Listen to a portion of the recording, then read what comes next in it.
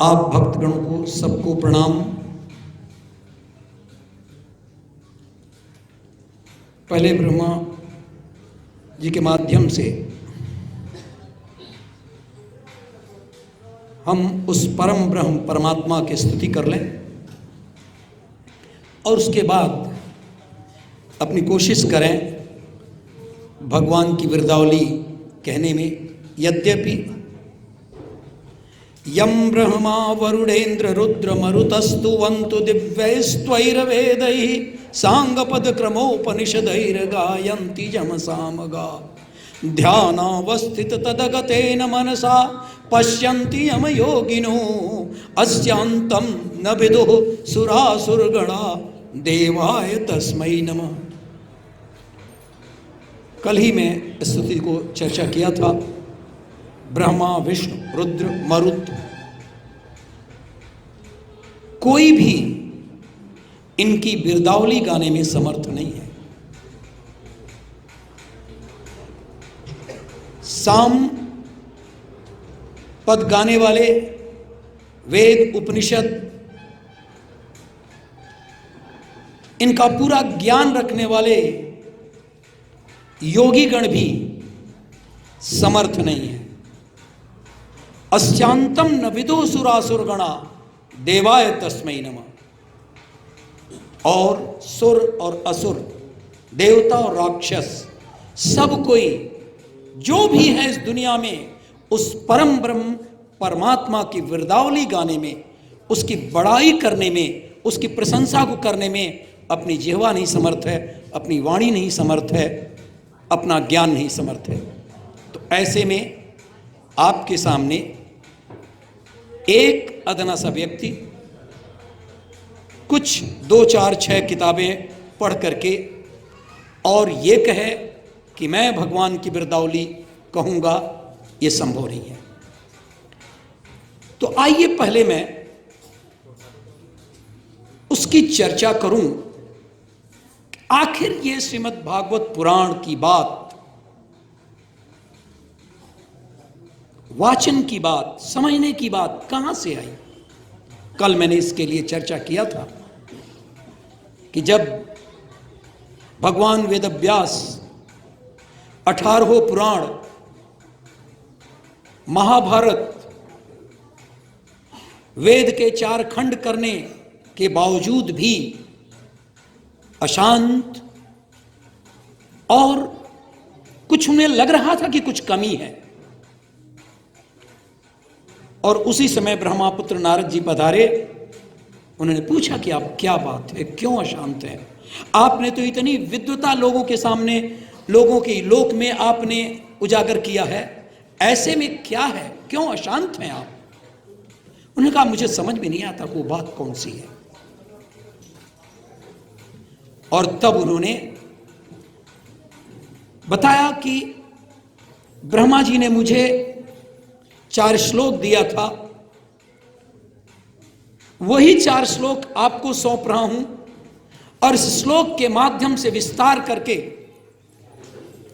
आप भागवत की कथा करिए। भागवत, श्रीमद् भागवत कथा में तमाम उन बातों को रखिए जिसे सामान्य व्यक्ति, सामान्य लोग भगवान कि उन बातों को समझ सके। और श्रीमद् भागवत कथा उसी व्यवस्था से हमारे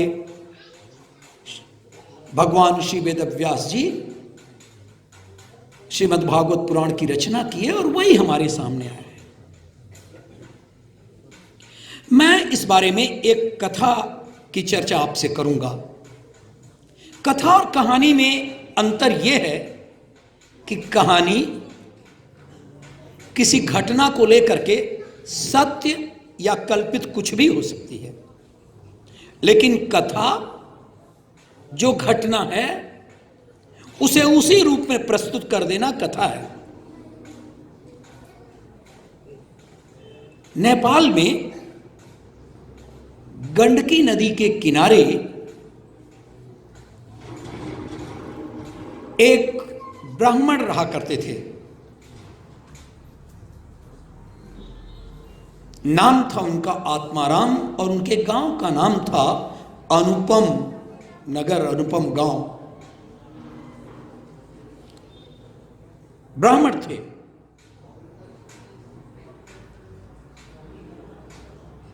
धन की कोई कमी नहीं थी, किंतु फिर भी भिक्षावृत्ति करते थे। जैसा हम लोगों के पास है, धन सब कुछ रहता है, लेकिन हम लोग धन के बावजूद भी जिसकी आवश्यकता नहीं है, संचय की वृत्ति है, अतिरिक्त धन हम इकट्ठा करते हैं। ये भी उसी में थे ब्राह्मण देवता। उनकी पत्नी का नाम था धुंधली। धुंधली बड़ी सुंदर, रूपवान, किंतु इसके बावजूद भी बड़ी झगड़ालू, कर्कशा, आसपास किसी से मेल नहीं। सौंदर्य की चिंता उसे बहुत थी। इधर पंडित आत्मदेव बड़े दुखी, उनको कोई संतान नहीं। जब 60 वर्ष के हो गए तब तो कोई आशा नहीं रही उनको। चले गए नदी के किनारे, आज भी वो नेपाल में गंडकी नदी है। चले गए और जा करके ईश्वर से प्रार्थना करने लगे कि इस जिंदगी का क्या मतलब है। मेरे मरने के बाद मेरे पुत्र यज्ञ धर्म करते और इससे मेरा जन्म सफल होता, किंतु ये कैसा विधाता, कैसा दुर्दिन हमें दिखा रहे हो। और वो अपना आत्मदाह करने वाले थे। तब तक एक योगीराज सन्यासी उधर से गुजर रहे थे। उन्होंने कहा, क्या बात है ब्राह्मण देवता, आप क्यों रो रहे हैं बिलख बिलख करके? कहे, कुछ मत करिए। अपनी सारी दास्तान बताई। उन्होंने अपने तपोबल से, अपने योग बल से देखा कि ये तो सच बात है कि आपको पुत्र का योग नहीं है और अगली पीढ़ियों में भी पुत्र का योग नहीं है। तो उन्होंने कहा, नहीं है तो मैं आपके सामने अपना जीवन त्याग दूंगा, आत्मदाह कर लूंगा। योगीराज सोचे कि मेरे तपोबल और इस तपोधन के संचय का क्या अर्थ है अगर मेरे सामने एक ब्राह्मण अपनी आत्मबलि देना चाहता है।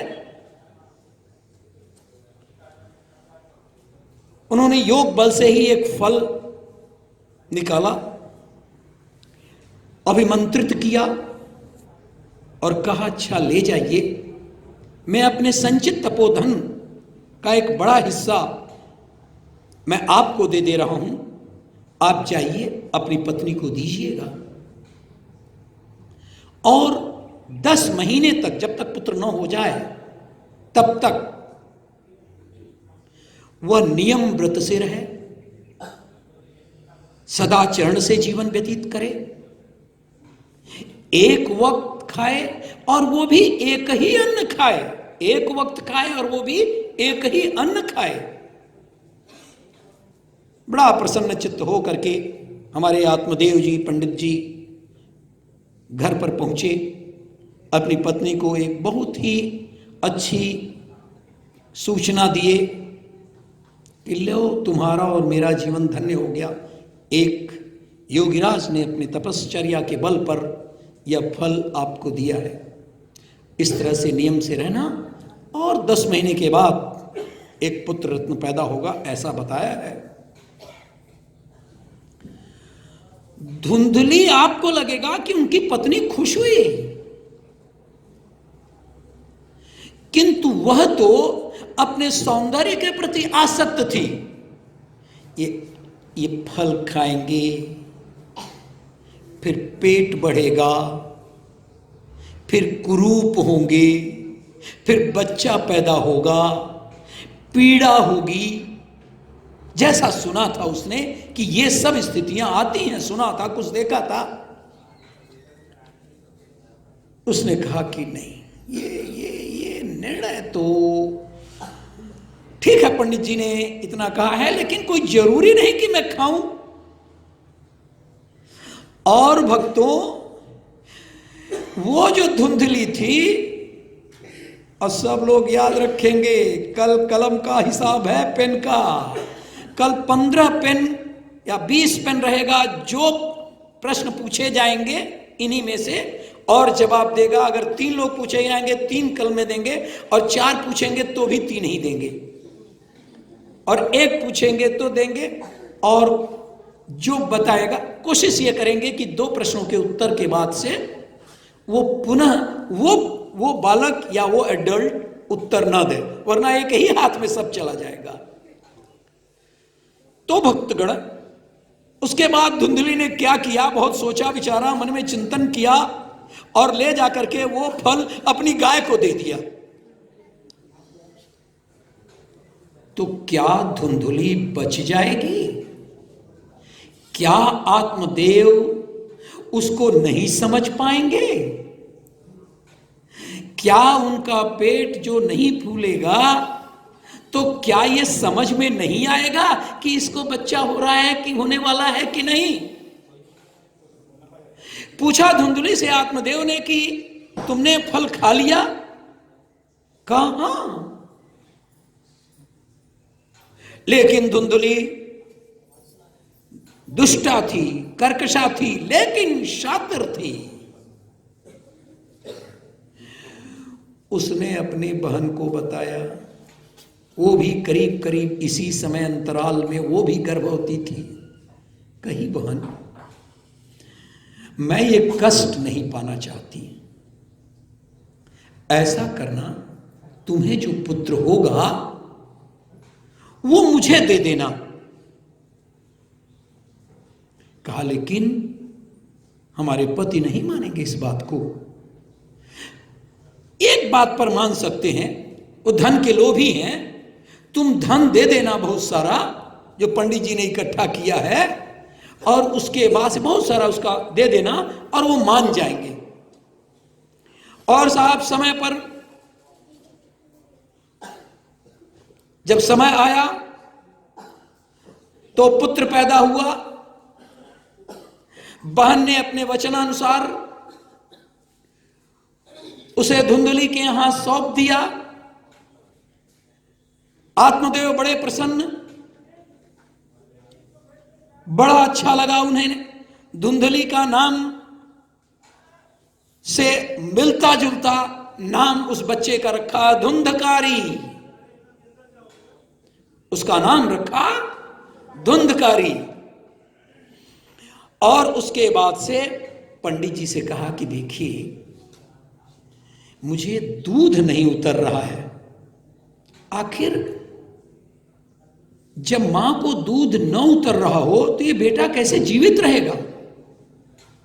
एक बात है, मेरी बहन को एक बच्चा हुआ है अभी इसी समय में, 2-3 दिन के अंतर में, और उसे यदि बुला लें यहां पर तो उसके दूध से ये मेरा बच्चा बड़ा हो जाएगा। कोई बात नहीं, बुला लो, ये ऐसी बात है, पुत्र मुंह। और उनकी बहन आ गई, और धुंधकारी दिनों दिन बढ़ता गया, स्वस्थ हो गया। उधर गाय को चूंकि उसी समय में एक फल खिलाया गया था, इसलिए गाय को भी बच्चा हुआ, बड़ा सुंदर मनुष्याकृति में।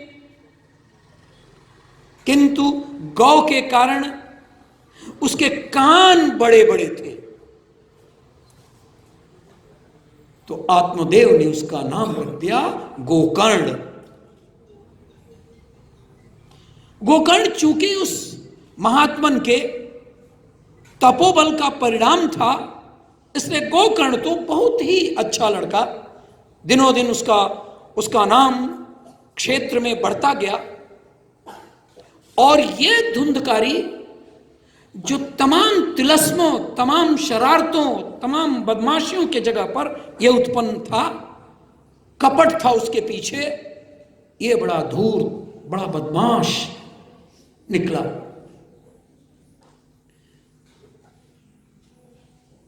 धुंधकारी अब शुरू से ही अस्त्र शस्त्र का शौकीन, हिंसा में रत, जाता कहीं भी मारपीट कर देता, मारता पीटता। और जितना धन हमारे पंडित जी ने अपनी कमाई के अलावा, धन के अलावा जो इधर उधर से भिक्षा भी अर्जित किया था, वो सब वो धीरे धीरे समाप्त करता गया। पंडित जी ने देखा कि ये तो मेरी संपत्ति ही स्वाहा, इतने कंजूस थे, जरूरत नहीं थी तब वो जाते थे और उसके बाद धन अर्जन करते थे, ये तो मेरा बेटा सब उसको समाप्त कर दे रहा है। उन्होंने कहा कि अब यहां रहना उचित नहीं है। उनको भी मारता, उनको भी सताता, और उसके बाद से वो चले गए बाहर जंगल में। उम्र तो हो ही चुकी थी।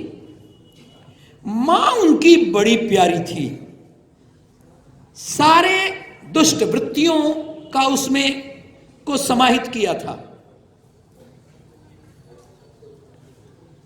और मां जब देखी कि बेटा मुझे भी बहुत ही परेशान कर रहा है, मुझे जीने नहीं दे रहा है, गई और कुएं में कूद करके मर गई।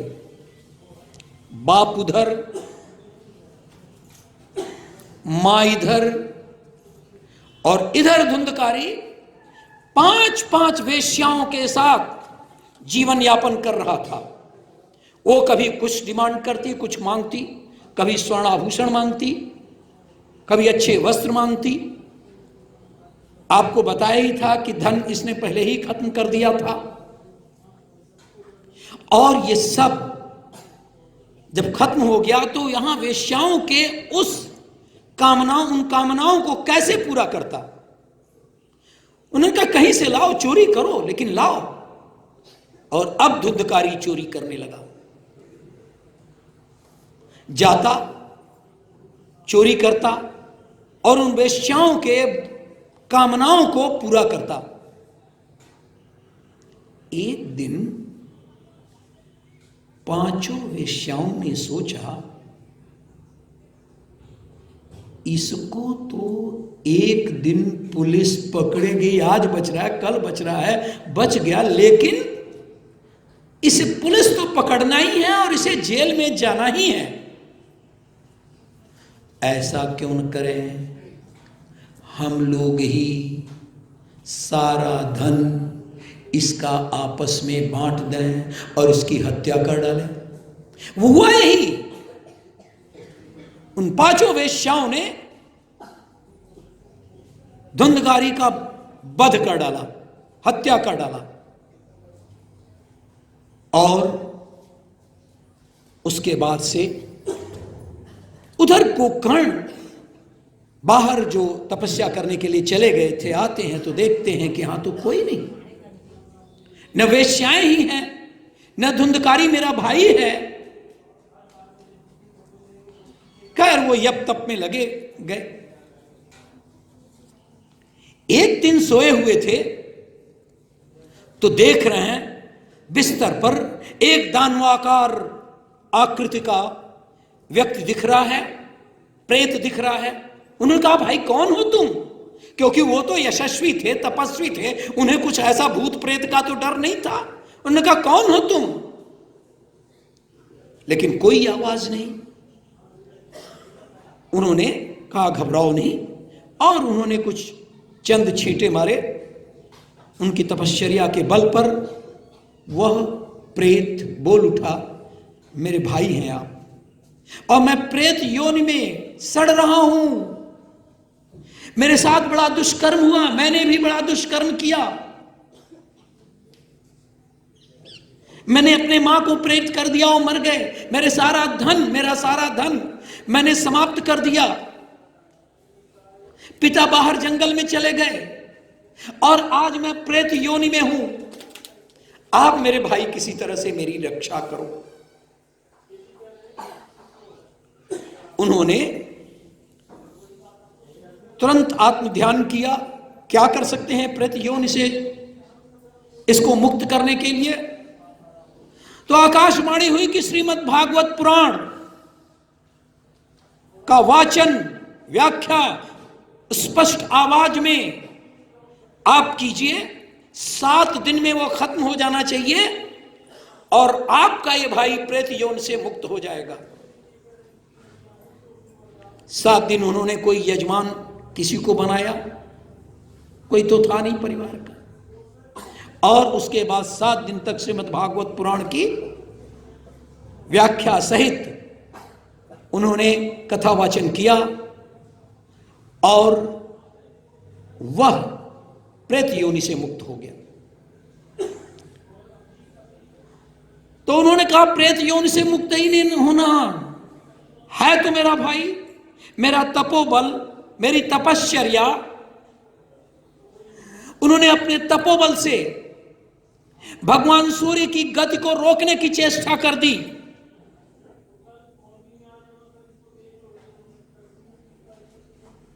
तब तक यह हुआ कि इनकी तपश्चर्या इतनी प्रबल है कि सूर्य का गति भी रुक सकता है। तब तक आकाश से एक रथ आया, वाहन आया और धुंधकारी को उस वाहन पर ले जाकर के परम गति की तरफ ले गया, उसको परम गति मिल गई। यह है श्रीमद् भागवत पुराण का असर।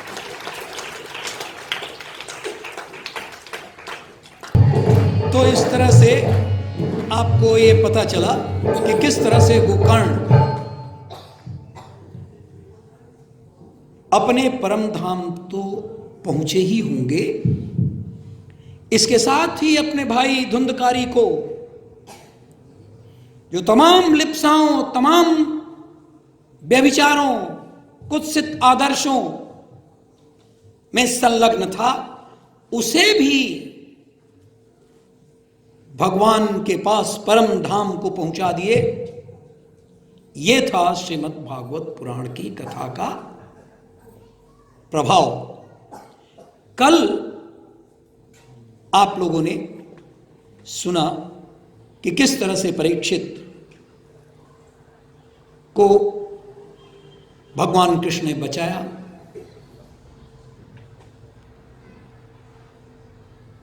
लेकिन भगवान कृष्ण के मरने की सूचना उसके बाद, बहुत दिन बाद, भगवान वो बीच में आऊंगा जब कृष्ण जन्म की कृष्ण लीला की बात 10वें स्कंध में होगी तो मैं आऊंगा। लेकिन उस समय जब भगवान कृष्ण का समाचार मिल चुका था कि वो मर गए हैं, अपने धाम सिधार गए हैं, मरना एक बहुत अनुपयुक्त शब्द है, तो पांडव यह उन्हें सहन नहीं हो सका। उन्होंने कहा सब व्यर्थ, और चलो भाई हम लोग हिमालय की यात्रा पर निकल चले और वहीं प्राण त्याग देंगे, और हमारा उत्तराधिकारी तो है ही है परीक्षित, उसे हम इस राज्य को सौंप देते हैं। परीक्षित को राज्य मिला। पांडव हिमालय की ओर गमन किए।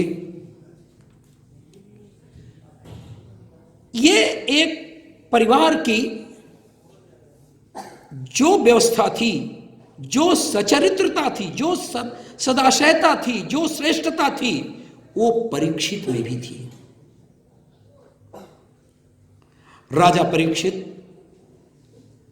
बड़े ही अच्छी तरह से अपने संतान के समान राज्य के लोगों का ध्यान रखते। कोई भी संकट पड़ने पर वह अपने राज्योचित धर्म का पालन करते, न कि राज सिंहासन पर बैठते। जब भी कोई बात ऐसी रहती कि हमें अपने प्रजा को किस तरह से रखना चाहिए, बहुत ही अच्छी तरह से वो प्रजा का पालन कर रहे थे। रात को भी निकलते थे। कोई ऐसा तो नहीं कि अत्याचार हो रहा है, यह भी देखते कि कोई किसी को कष्ट तो नहीं पहुंचा रहा है। हमारे राज्य में सब सुखी हों, बिना कष्ट के हों। यह बात राजा परीक्षित भली भांति समझते थे। और एक दिन की बात है, ऐसा तो बार बार निकले होंगे, मैं उस एक दिन की बात कर रहा हूं जब निकले तो देखते हैं कि एक गाय बड़ी दुबली पतली मरी सी है, कृषकाय। क्या बात है, परीक्षित के राज्य में चाहे जानवर हो, जीव हो, मनुष्य हो, उन्हें इस तरह का जीवन। तब तक देख रहे एक बैल भी है और उसके 3 पांव टूट चुके हैं। कैसे कैसे लंगड़ा करके एक पांव से एक कदम से दूसरा कदम जा रहा था। और सबसे बड़ी बात तो ये, एक काला सा आदमी बदशक्ल हाथ में सोटा लिए हुए और उस बेचारी गाय को और उस बैल को मारते जा रहा है। ये किनारे से देखे, वो तुरंत आगे आ गए, कहीं कोने में छिपे थे। उन्होंने कहा, अरे कौन हो तुम? इनका क्या दोष है, क्यों मार रहे हो? और दोष भी है तो क्या मारने के लिए है क्या ये? और उसके बाद से उस व्यक्ति को, उस जो आदमी था काला भुजंग बदरूप बदशक्ल, उसको मारने के लिए तैयार हो गए। बचाइए आप मुझे बचाइए, कौन हो तुम? मैं कली हूं, मैं कली हूं। तो फिर हमारे सीमा से भाग जाओ, हमारे क्षेत्र में नहीं रहना है तुमको। यहां पर धर्म की जीत होगी, यहां धर्म रहेगा, यहां पर लोग कुशल से रहेंगे। तुम्हारे जैसा दुष्ट यहां नहीं रह सकता। किंतु प्रभु मैं क्या करूं, मुझे तो धरती पर ही निवास दिया गया है, यहीं पर रहने का निवास दिया गया है, फिर मैं करूं क्या?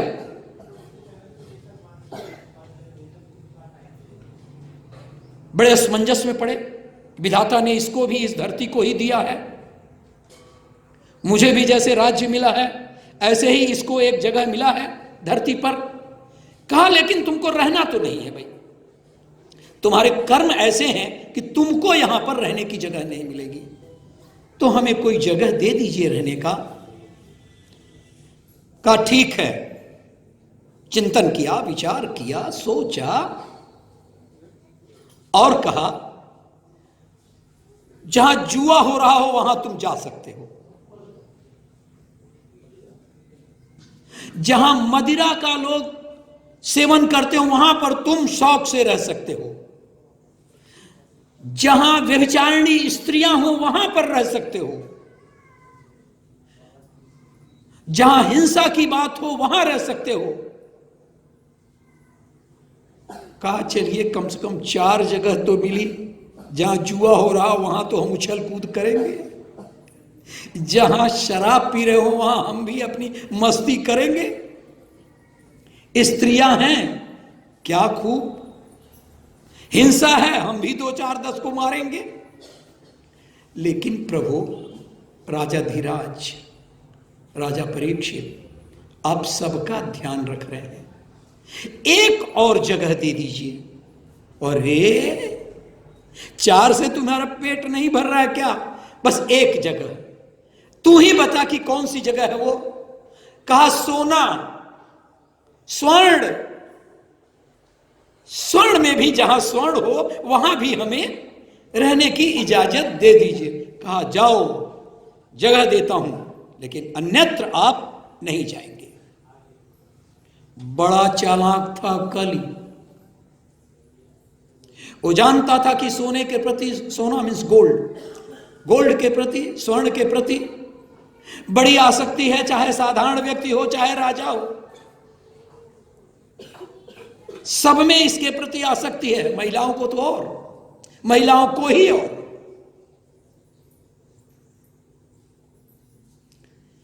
एक बार राजा परीक्षित आखेट के लिए, शिकार के लिए जा रहे थे,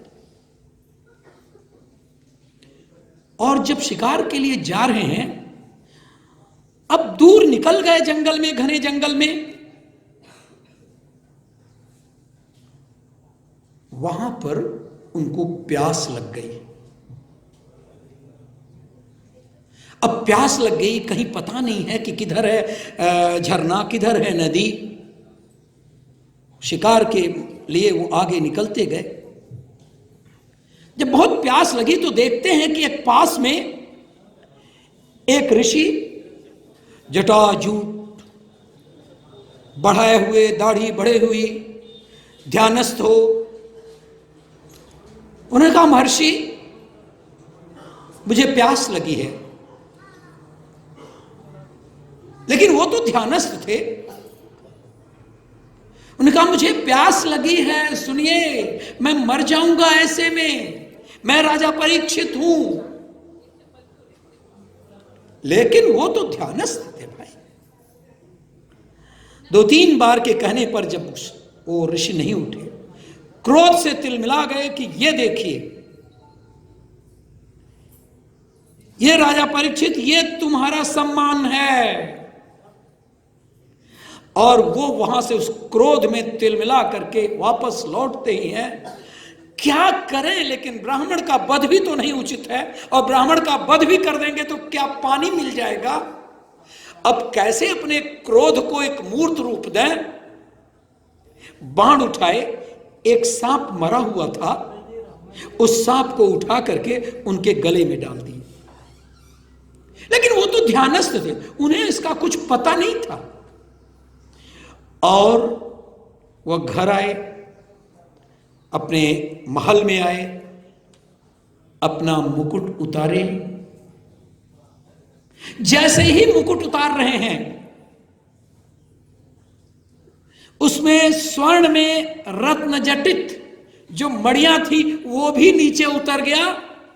कल जो उनके मस्तक पर था वो उतर करके जमीन पर आ गया, और वहां से सुबुद्धि उत्पन्न हो गई। कलि ने अपना काम कर दिया।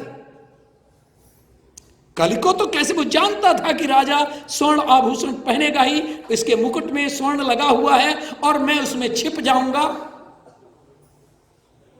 बदला ले लूंगा जैसे इन्होंने मुझे इस पूरे राज्य से हटा करके 4 5 जगह। तो भैया कोई भी छोटी जगह हो, दुष्ट आदमी तो वहां से भी अपना कमाल दिखा देता है। उनको बड़ा पश्चाताप हुआ, आखिर मैं राजा था, उनका दोष क्या था। वो ध्यानस्थ रहे होंगे, और जब ध्यानस्थ रहे होंगे तो मेरे इस आवाज से कैसे सुनते हो। बड़ा गलत किया, बहुत ही गलत किया। यानी पश्चाताप कर रहे थे। इधर शमीक के पुत्र, वो महर्षि शमीक थे, नाम था उनका। तुम लोग ध्यान बिचला कि अर्जुन का बाण उस पंछी के नेत्र में नहीं जाएगा। क्या नाम था उनका?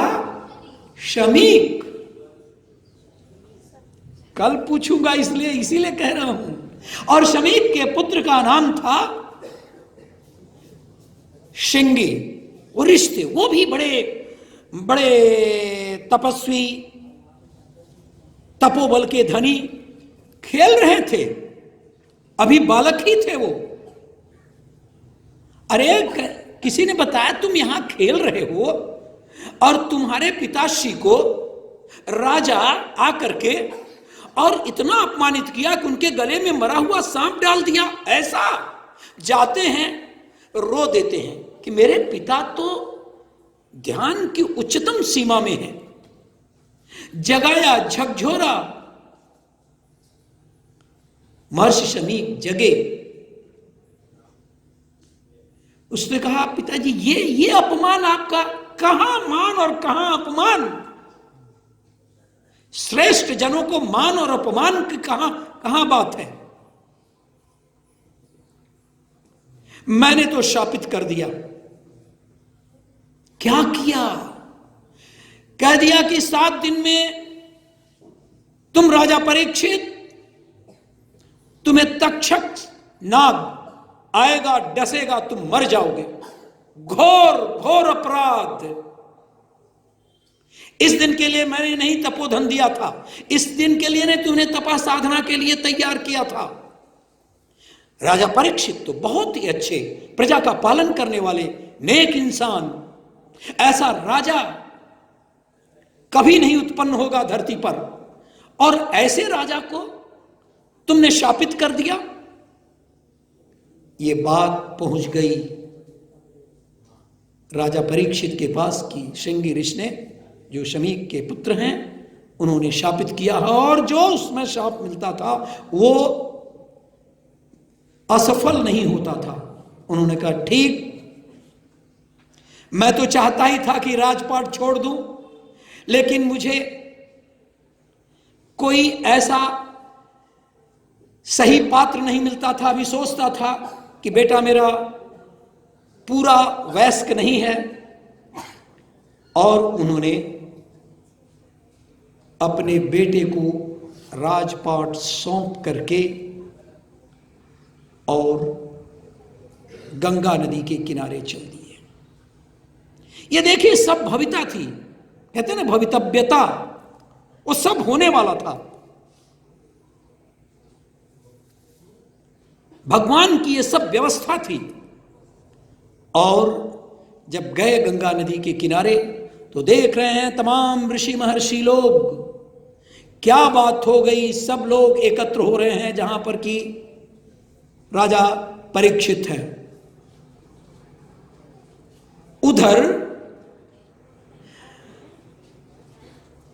सुखदेव जी भी उधर ही पधार रहे हैं। अरे महात्मन, आप सारे ऋषि महर्षि सब योगी जितने लोग थे खड़े हो गए। सुखदेव बहुत ही प्रकांड विद्वान,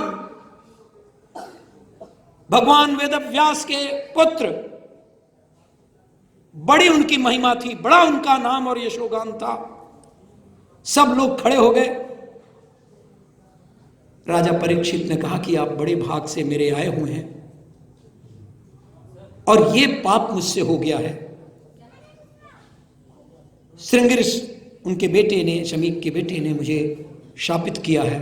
मुझे मरने का भय नहीं है, लेकिन मैं चाहता हूं पहले से, इसलिए मैं इस 7 दिन तक बिना अन्न जल के निरंतर मैं नदी किनारे रहूं और तपश्चर्या करूं। उन्होंने कहा ठीक है, अब मैं तुम्हें श्रीमद् भागवत पुराण का वाचन करूंगा, उसकी व्याख्या करूंगा। 7 दिन में तक्षक नाग आए, उनकी भी बात रहेगी, लेकिन उसके पहले आप राजर्षि को उधर से रथ उतरेगा और आपको श्रीमद् भागवत पुराण के फलस्वरूप आपको लेकर के वो रथ चला जाएगा। तक्षक नाग आएगा और आपके मृतप्राय शरीर को डसेगा और वो तो उसके जहर से, उसके विष से जल जाएगी शरीर, लेकिन आपको तक्षक नाग कुछ नहीं कर पाएगा। तो जब श्रीमद् भागवत पुराण का यह महात्म्य है कि उसे तक्षक नाग और श्रृंगी ऋषि का शाप कुछ नहीं कर सका और भागवत पुराण के 7 दिन के फलस्वरूप वह ईश्वर के पास सशरीर पहुंच गए उनकी आत्मा सहित, यह है श्रीमद् भागवत पुराण।